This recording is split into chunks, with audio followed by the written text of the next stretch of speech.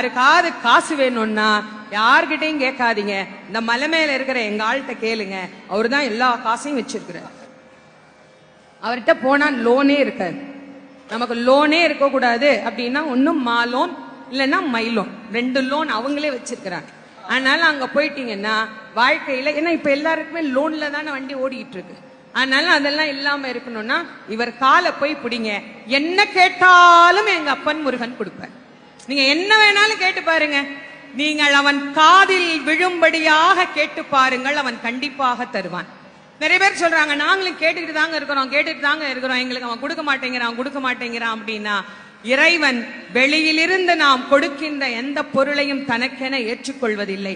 நானே தயாரித்து ஒன்று கொடுத்தால் இறைவன் அதை ஏற்றுக்கொள்வான். நிறைய பேர் நான் கூடையா பூ வாங்கிட்டு போறேன், நான் அப்படி அபிஷேகம் பண்றேன், இப்படி அபிஷேகம் பண்றேன், எல்லாம் வெளியிலிருந்து வந்தது தானே, நீங்களா என்ன கொடுத்தீங்க?